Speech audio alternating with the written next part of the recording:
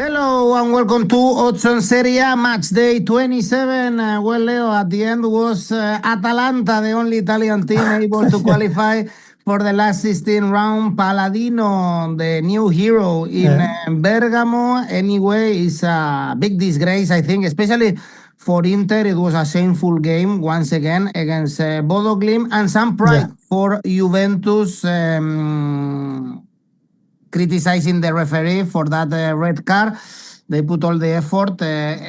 Still not enough for this Serie A, in my opinion, in the role in the Champions League. No, absolutely, Edu. And I'm still thinking as well of 𝗍𝗁, because he had the chance of making it 4-0 in the extra time. In the end, heads up for Juventus. Of course, Atalanta saving the honor of Italian football. Inter, many things to regret and to think about, but it's mostly the bigger picture is here. The Italian football is not able to compete with the top teams in Europe. We spoke about that last week, and it's a little bit worrying because there are no signs that this is going to change in the near future, in the next year, in the next 5 years. So we will see where it is where are we heading here. Indeed, well, in the title race is over. Inter have 10 points advantage with Milan, but still, of course, many things to discuss and chances to make money in Italy. So let's analyze every game, every team, give you the news for this weekend. Let's go on now with the show.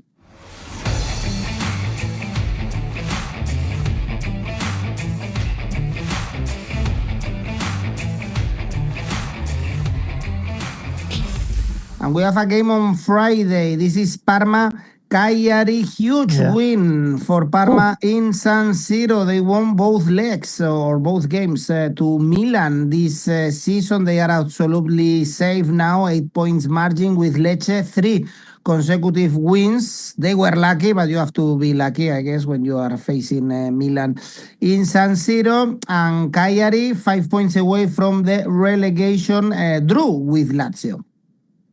Yes, I'm gonna correct a little thing. It was a draw at the end of Tardini. It was a 2-2. Yes. Because this one actually was the second only defeat of the season for Milan, Cremonese, and now Parma, but both huge. Yes, I do.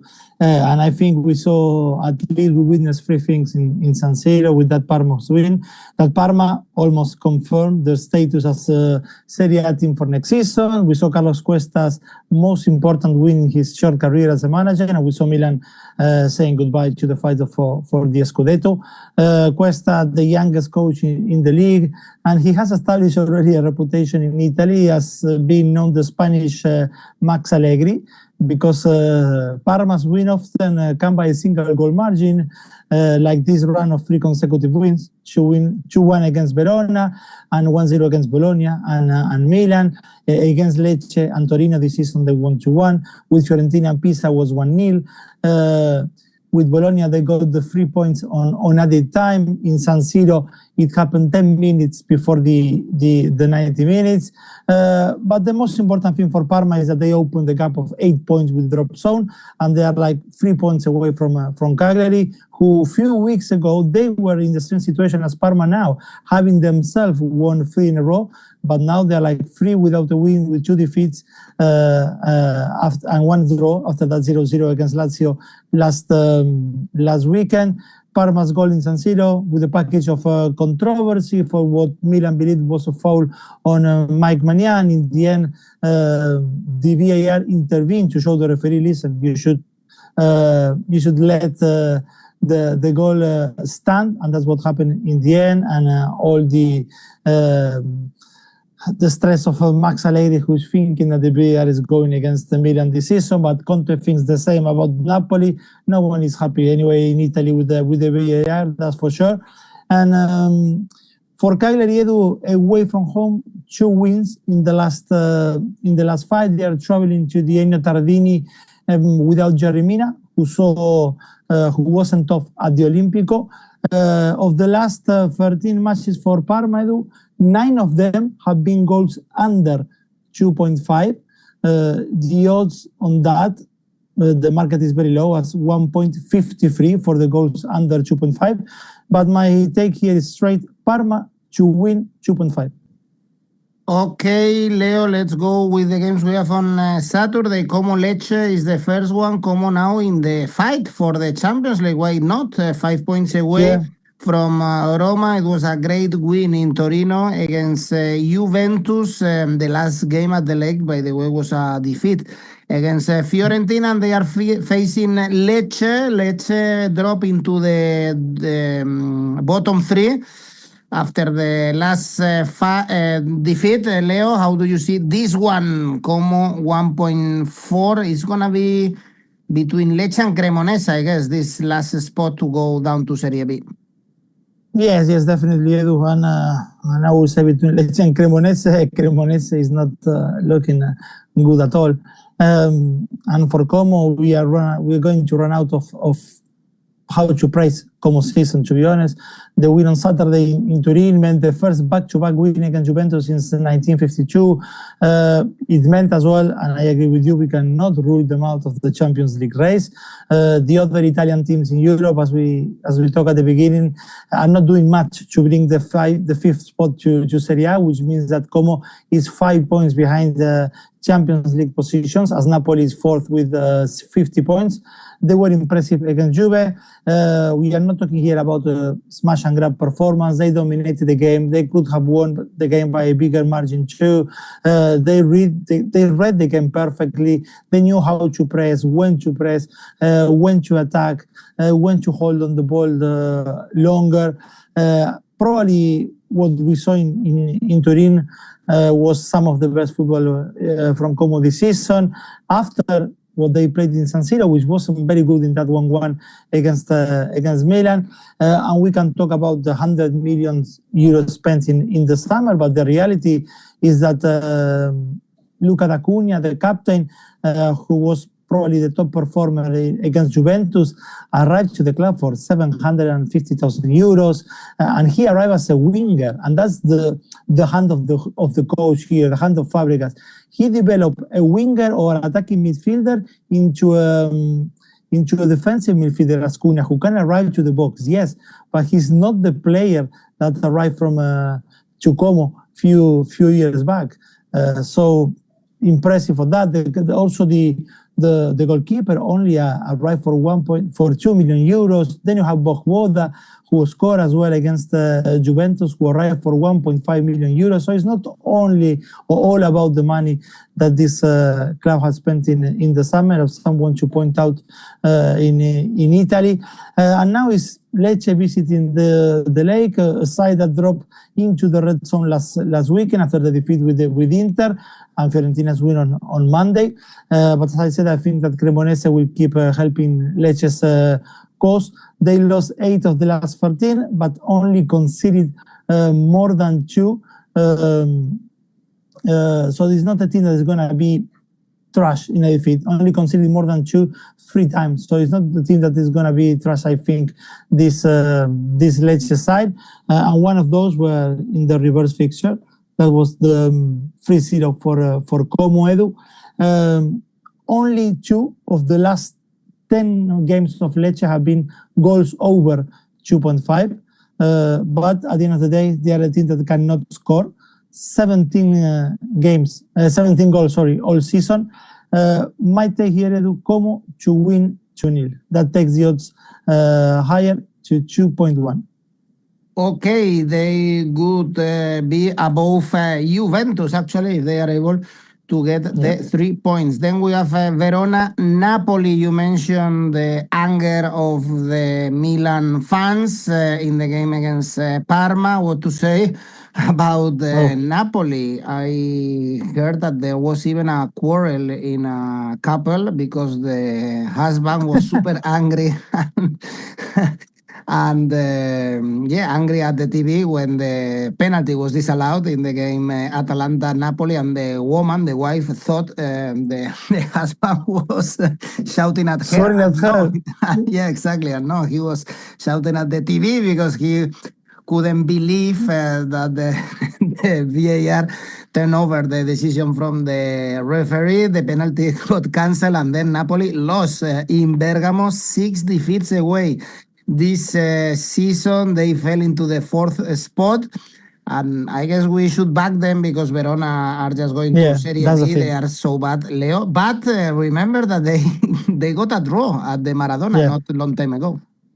Yes, absolutely. And they could have given us one of the shocker of the season, Verona, at the Diego Armando Maradona. They were 2-0 up, and the game in the end was 2-2. But it's not a team for me to touch, Verona, even when Napoli has lost 6 games away from home this season.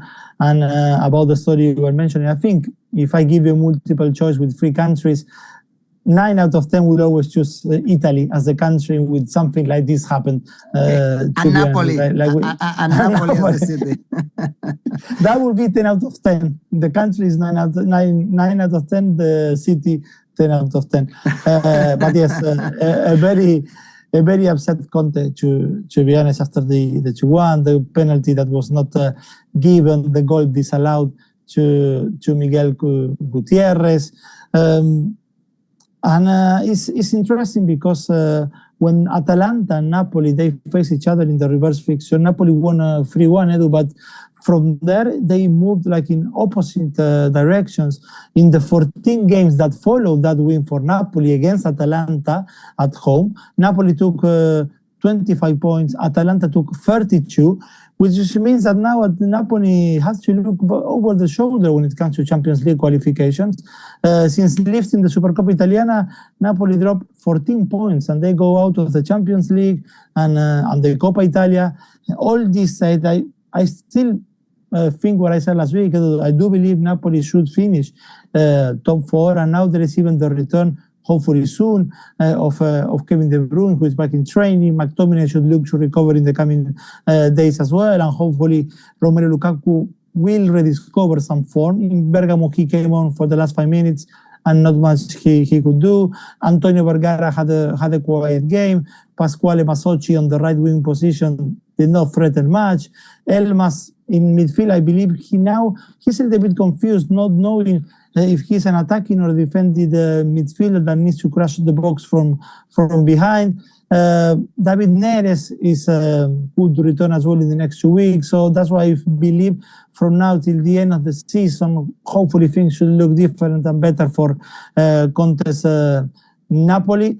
I will be, to be honest, even less surprised of seeing Milan getting out of the top 4 and to make space for Roma and Napoli than to see Napoli being out of the Champions League spots.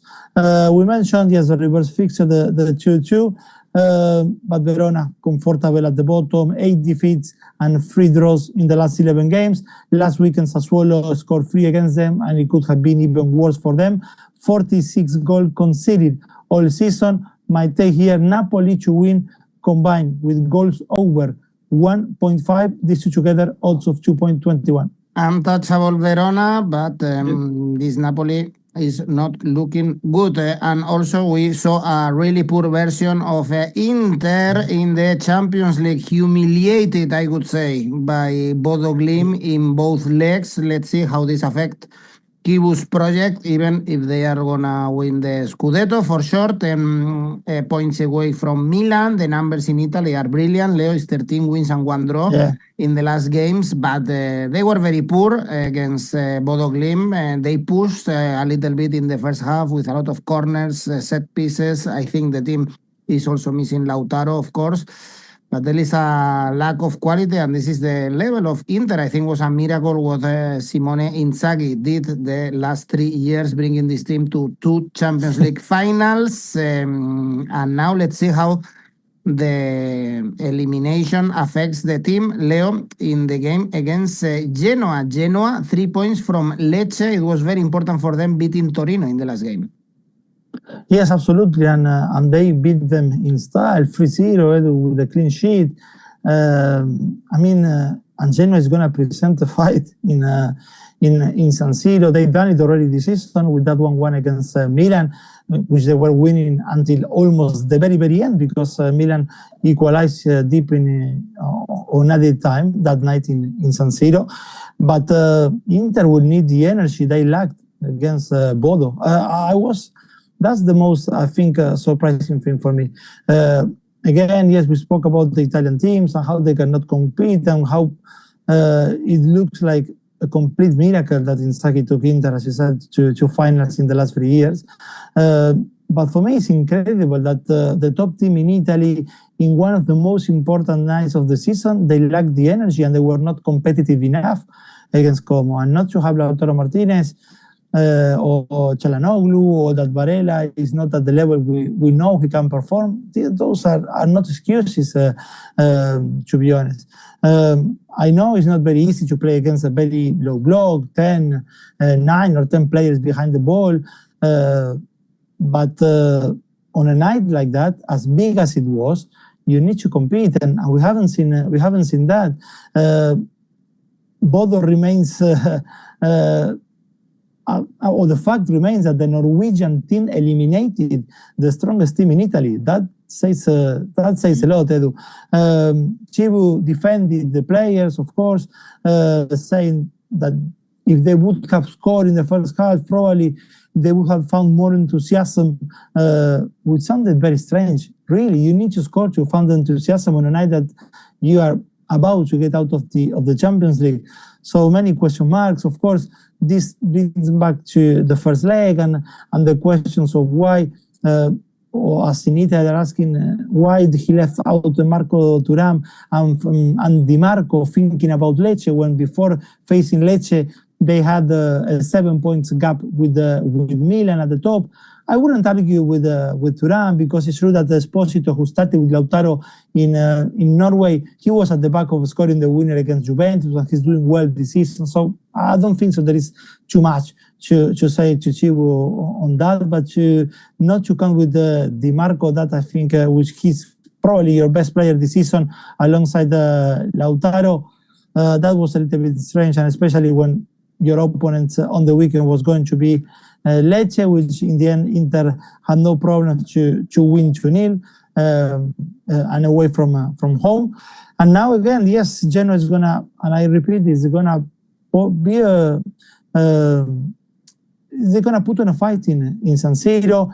I don't think so that we're gonna see very long or for long Brooke Norton-Caffey as a Genoa player. Probably next summer he will either go back to England to play for a Premier League side, or probably, why not, to think Inter or Milan or any other top team in Italy trying to poach Norton-Caffey from Genoa. He scored against Torino. He was one of the top performers. His 3 wins in the last 7 for Genoa. Tommaso Baldanzi, who De Rossi in Roma fought as the replacement for Paulo Dybala. And now he's playing more as an attacking midfielder, more than as a striker, and he's doing very well behind the number 9. So I don't think so here that Inter is gonna have a feast. Are they favorites? Yes, of course they are, even after Bodo's nightmare. But I do not think it's gonna be a feast for them. That's why my take here: Genoa first half double chance, odds of 2. It could be a really long season until the end, even if they win the Scudetto for Inter, but they are used to higher things. Next game on Sunday, Cremonese Milan. You mentioned at the beginning, Cremonese, one of the teams that beat Milan. Milan struggling with the lesser teams this season. They threw away the Scudetto hopes against the likes of Parma or Cremonese. Indeed, missed so many chances also against Parma, but well, it's the story of the season. And Cremonese now level on points with the relegation, winless in 12. Leo, they lost as you expected against Roma without scoring once again. Yes, and 8 defeats in that process, in those 12 games without winning. Monday night, too much Roma for Cremonese, even if Roma opened the scoreline in the second half after 15 minutes and they needed set pieces, but they were much better on the night, and nothing to offer from Cremonese more than just to play very close to their goalkeeper. And Milan, Edu, we are 12 games away from the finish line, and we can already say that there has not been any real home advantage for Milan. 7-1, 4 draws and 2 defeats, which are the only 2 defeats of the season. As you said, Cremonese and Parma. I mean, 25 points gathered or gained at home is not bad record, but still less than Inter, Atalanta, Roma, Napoli or Juventus. With Parma, they created enough chances to score, but it's true that Leao was coming very close, hitting the post. So in that sense, probably they were a little bit unlucky. The game did not start well for them, with Ruben Loftus-Cheek stretched off with a nasty collision with Eduardo 𝐻𝐿𝐴 in the opening minutes. He will be out for 2 months, so basically almost until the end of the season. Allegri started with Leao and with Pulisic. Is far from his best for Pulisic. He has not scored in 2026. His last goal came in December against Verona in a 3-0 win for Milan. There is a sharp contrast to the way he started the season, because in the first 11 matches in Serie A, he scored 8 times and provided 2 assists. In the middle, of course, he could not keep himself fit many weekends. However, with Fiorentina and with Parma, he had chances to score, but did not look as sharp as before. With Parma, Modric did not shine, probably as he done against Pisa, and the best midfielder for Milan was Adrien Rabiot, who's going to be in the podium of best Milan players this season for sure. One who's not going to be in that podium is 𝗀𝗵ci 𝗀𝗵, who most of the papers in Italy are suggesting he's leaving in the summer. He started the game with Parma, but again, I mean, to defend never been his greatest strength, but he has not contributed in attack the way we have seen him doing for Brighton in England. Despite the 10-point gaps with Inter, I think Milan should take revenge here of what happened on Matchday 1 against Cremonese, who is spiraling out of control, and probably, and I think more than Lecce, Cremonese will likely play in Serie B next season. My take here, Milan to win, combined with Milan first team to score, odds of 2.1. Next one is Sassuolo Atalanta. The only happy news for Italian football in this Champions League was Atalanta. It was a miracle. It was a great comeback at home against Dortmund, with Palladino improving this team both in Serie A and also now in the Champions League. Is 7 wins and 2 draws in the Serie A. They are going to be in the last 16 rounds. Someone says, I don't know, Leo, that the third goal was not a penalty. It was a bit controversial, but still, it was a great comeback. The bookies didn't believe in Atalanta, and now I guess after all the effort on Wednesday, it's going to be tough to visit the Mapei Stadium with Sassuolo in good shape. Beat Verona 3-0, beat Udinese before this game. Yes, Sassuolo, impressive, to be honest. They are enjoying their time. They are 9th and 1 point behind Bologna only. 4 wins in the last 5 for them. When before that run, it was 4 defeats and 3 draws in 7 matches for Sassuolo. At home, it's 2 wins in the last 3. But Atalanta, Edu, is enjoying, or probably they're still hangover of a night which is gonna go deep down in history for Atalanta. Palladino said no one believed in us, but he said that before, after the game with Napoli, and he could have easily said that as well after the game with Dortmund, because he said that after Napoli's win, because of course he took the team 13 in the table, and now they're up there even fighting for a top 4 finish. They won 7 of the last 8 home matches in all competition. 2 of those have been huge. The 3-0 against Juventus in Coppa Italia's quarterfinal, and what happened with Dortmund is part of the history and legend of the club. The capacity of the Stadio di Bergamo is 25,000. In 10 years' time, you're going to have the sense that 50,000 people were present against Dortmund. The energy, the enthusiasm that 𝐬𝐭 mentioned that Inter lacked against Bodo, it was all there for Atalanta against Dortmund from the very first minute. The first half was, for me, near perfect. If you watch the game and you don't know that Gasperini left last summer, you could still believe that he was the manager. the win in the 94th minute with that last kick of the game with a penalty that was a golazo, because you could get golazos from the penalty spot, and 𝐷𝗏𝗏 was amazing the way he hit it. I've been saying this many times last season. This one, 𝐷𝗏𝗏 is such a talented left-footed in Italy, probably one of the best left-footed players in Italy. Of course, he's inconsistent in between games, from one game to another as well, but he's super, super talented. And it's not just the magical feat of 𝐷𝗏𝗏. Of course, now you have two strikers who are scoring and doing well, because 𝐿𝐾𝐿 scored yesterday. He's in double digits, 10 goals in all competitions this season, 3 of them in the Champions League.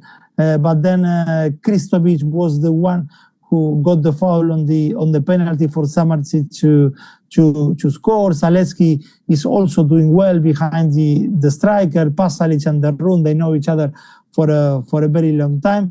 So I expect here an entertaining and goals in this Sassuolo Atalanta. That's why my take is a combined with both teams to score yes and goals over 2.5. These two together odds of 3.3. Great job indeed by Palladino. Kudos to him, kudos to Atalanta. At least the pride of Italian football was saved by Atalanta in coming back with Juventus. Then we have Torino, Lazio. Be careful with Torino. We are saying that for a while. 3 points away now from relegation. Lost to Genoa, to Bologna. It's only 1 win in the last 8 games, so they are in big trouble. But also this Lazio is so difficult to trust. Mid-table, Leo, this is a nightmare. The bookies expect a draw. It pays basically the same, the 1, the X, or the 2. Yes, Edu. And this is a game in which you cannot trust anyone, basically. Exactly. Torino now having to look down because it's dangerous after the 3-0 with Genoa, 3 points above the red zone. 7 defeats in the last 10 with just 2 wins. They sack Marco Baroni, Edu, on Sunday night. The new manager is Roberto D'Aversa. For Lazio, is 3 wins in the last 14 games, and knowing there won't be European football for them again next season. Mauricio Sarri lost Nicolo Robela to injury. He's going to be out almost until the end of the season. The lack of goals is a problem for Lazio. Daniele Maldini once again played as a false 9 and struggled to make an impact. 2 games in a row for Lazio now without scoring. The positive for them is that they have not lost away from home since November against Milan in San Siro. Since then, it's 2 wins and 4 draws. And 5 of those 6 matches on the road have been goals under 2.5 for Lazio. Torino at home lost 6 and won 2 of the last 8 they played in front of their own fans. The last 5 seasons for Torino, 15, 12, 10th, 9th, 11th. And this season, won't be any better for a club who is completely lost and detached from their supporters. A point for Torino, a draw for Torino on Sunday will be seen good with the new manager. And for Lazio, at least, will mean that they continue with the away unbeaten run. My take here, Edu, is a draw. Draw at 3. That's my take in this Torino-Lazio. Indeed, I would take the same route.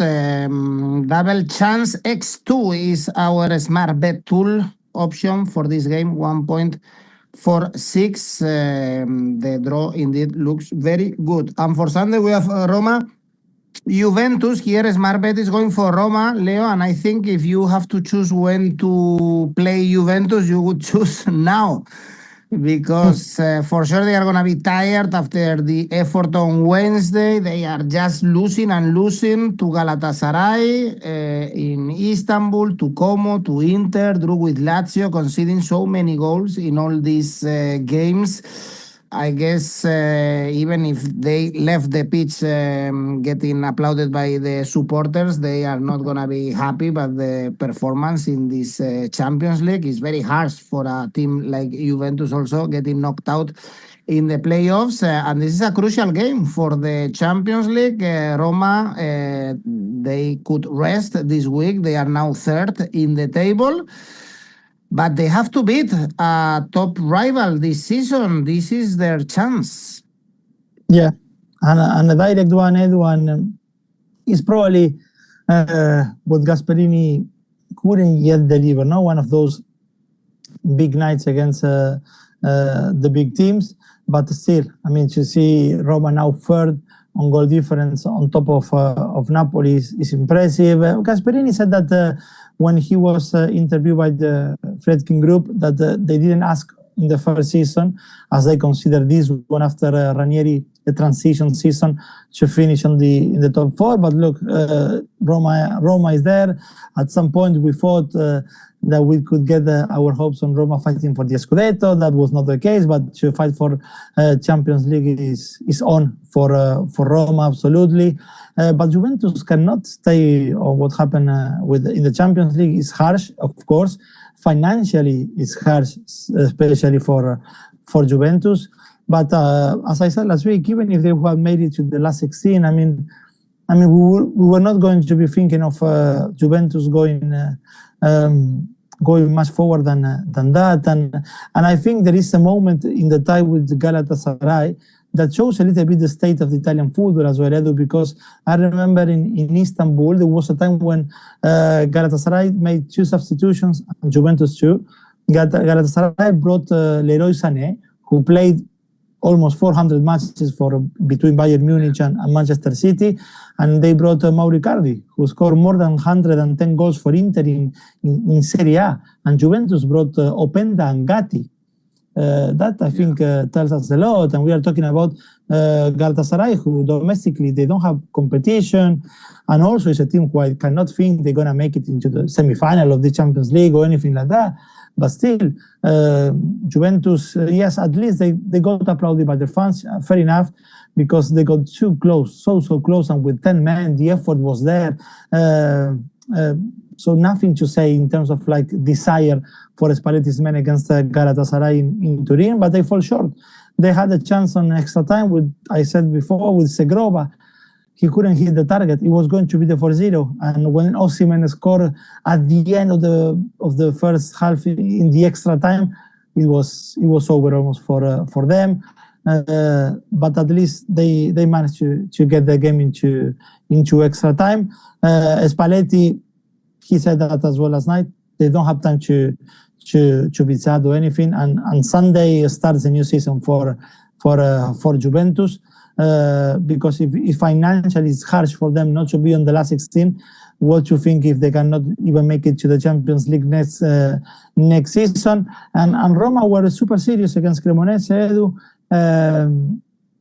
Even though it took them an hour to open the scoreline, it was a very good performance from Roma, scoring from a set piece with Brian Cristante to make the 1-0, which is something, set pieces, which is not, we do see a lot from Gasperini's Romas. Actually, the last time before on Monday that they scored from a corner, that was at the beginning of January, almost 2 months ago, when 𝗀𝗵𝗀 scored against Lecce. I do not agree with the bookies that the goals under or the market should be that the goals under is what you expect here. It was the same case as with Napoli, the Armando Maradona, when the goals under market, the odds were very low, and we end up with an entertaining 2-2 there. I do see goals here. Goals over 2.5 is at 2.35. But my take is I'm choosing 2 rules here. I will be following both teams to score yes, odds of 1.95. I agree with you that the odds on Roma X1 straight are good as well, and anyone going that way perfectly. For me, I will be taking either both teams to score yes 1.95 or the individual market on Donny Malen to score or to assist anytime 2.25. All right, as I said, our smart bet tool is going for Roma to win. The odds are very high, 2.55. Be careful, Juventus. If they lose this game, it would be a big gap with the Champions League spots. And for Monday, we have a couple of games. Pisa, Bologna. Pisa lost the derby to Fiorentina. No win since the 7th of November. Pisa. Was a great atmosphere, by the way, at the Franchi in that derby. So Bologna favorites, Leo, and improving in the last weeks, although they still have to play on Thursday against Brann. Yeah. So, some effort going to European competitions. Yeah, but they cannot complain too much because the second leg is at home and they will be having extra 24 hours to recover. 3 wins, consecutive wins, 3 consecutive wins in all competition for Bologna, 2 of them in Serie A. Last weekend they deserved the 3 points against Udinese. They were the ones who wanted the 3 points the most, and they got them with Bernardeschi scoring a penalty. He replaced Orsolini, and it's likely to start with Brann on Thursday night, and I think with Pisa, because the ex-Juventus is linking well with Santi Castro, and Orsolini, as we talk on our Europa League show, cannot find the level he's shown at the start of the season. For Pisa, I think is already packing it, or at least they have started to throw their clothes to the bed while they are on the phone asking reception what's the time for the checkout, for Serie A checkout. 12 points away from safety. I cannot see how they will manage one of the greatest escape in Serie A, because I'm saying 12 and not 9, because on goal difference they are not doing well. Fiorentina scored early in the derby, and although Pisa pushed in the last 30 minutes for an equalizer, they don't have any firepower up front, something they knew in the winter transfer market, but did not have enough money to look for someone who could help them to dream in attack. Only Lecce scored less than the Pisa's 19 goals this season. At home, just 1 point and 4 goals they scored all season. That's why here, Edu, I mean, I could personally take as well here 2 routes.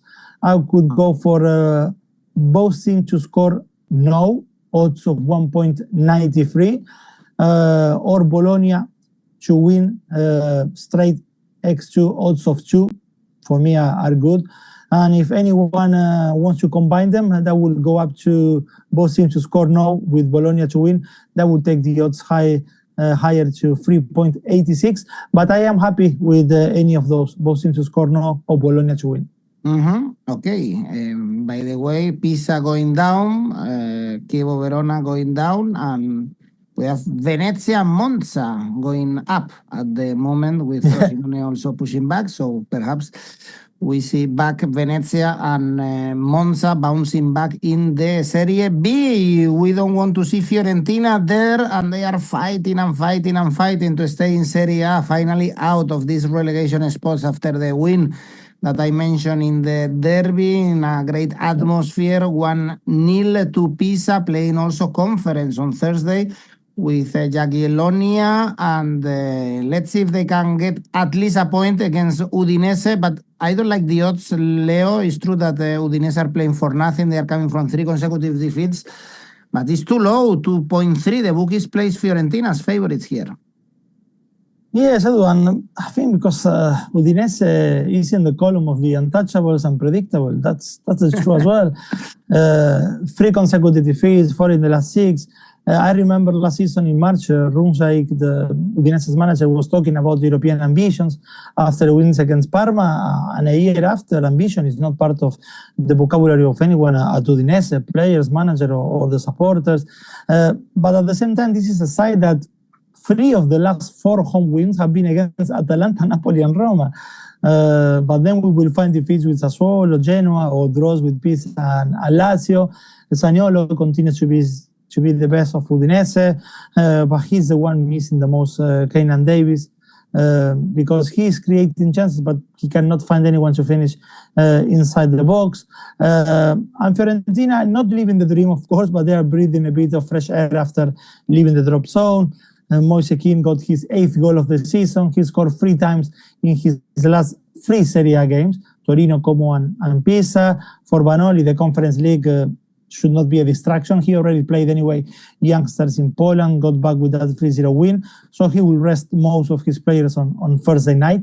With Cremonese playing Milan, with Lecce traveling to Como, this represents a good opportunity for La Viola to get themselves a gap with the bottom 3 and not just to be out on goal difference.